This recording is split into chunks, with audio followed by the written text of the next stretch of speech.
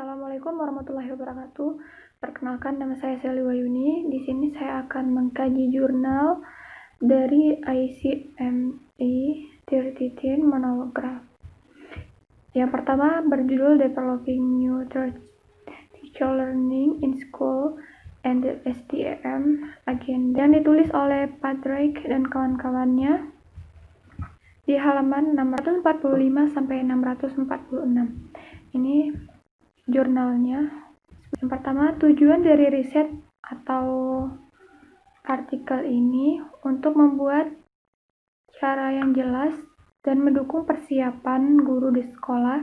Alasan penulis memilih masalah ini adalah karena keahlian persiapan mengajar guru hanya sedikit dan dilihat dari lapangan. Landasan teori yang digunakan ini tidak dijelaskan. Artikel hanya menjelaskan rangkaian grup dan apa yang akan mereka lakukan. Peneliti memakai metode yang sudah ada untuk memecahkan satu aplikasi baru yang menarik. Peneliti melakukan diskusi 2 sesi untuk mendapatkan kesimpulan. Peneliti ingin membahas bagaimana cara mengembang pembelajaran di sekolah dan membahas apa itu STM. Solusi yang dipakai dalam jurnal ini adalah dengan melakukan diskusi.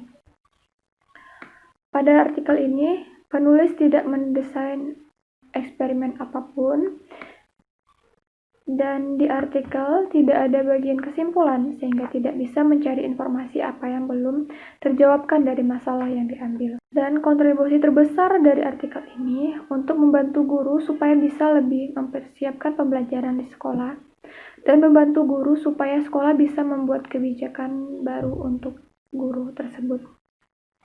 Nah, kelemahan dari artikel ini adalah artikel ini tidak ada pembeda antara pendahuluan, isi, dan kesimpulan, serta tidak memiliki referensi sedikit pun.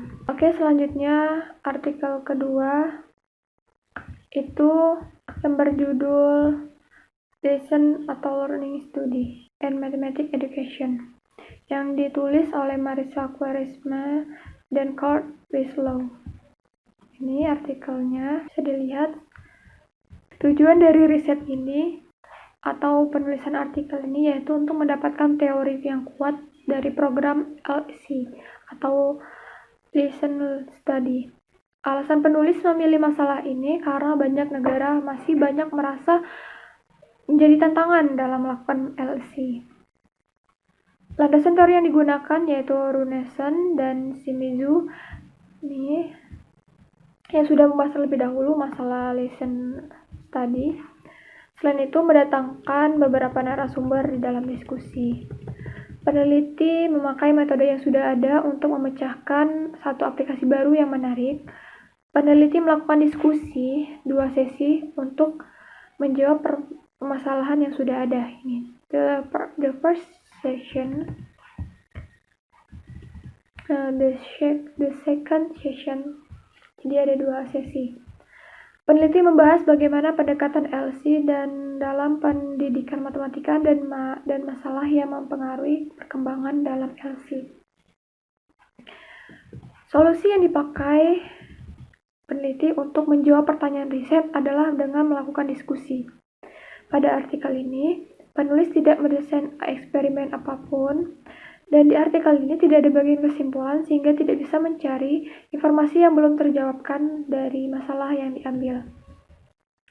Kontribusi terbesar dari artikel ini yaitu membantu pembaca dan dalam mengetahui LC itu bagaimana, apa yang membuat lesson study susah dikembangkan, dan apa tujuan akhir dari lesson study. Kelemahan dari artikel ini tidak adanya pembeda antara pendahuluan, isi, dan kesimpulan. Selain itu, tidak menjelaskan secara detail hasil dari diskusi yang dilakukan. Referensi yang digunakan itu sudah cukup up to date. Dilihat dari referensinya, paling lama itu tahun 2009. Artikel yang ketiga itu berjudul Using Brain to Introduce Group from an Informal to a Formal Approach. Penulisnya Esther David. Tujuan dari riset artikel yaitu memberikan rasa aktif melakukan atau aktif melakukan atau membantu siswa untuk lebih aktif dalam belajar matematika. Alasan penulis memilih masalah karena ingin bantu siswa menghargai pentingnya formalitas. Landasan teori yang digunakan yaitu aksioma grup. Grup ini seperti mata kuliah atau mata pelajaran gitu kan, yang menggunakan kepang tertentu di bawah operasi, komposisi, dan bilangan bulat.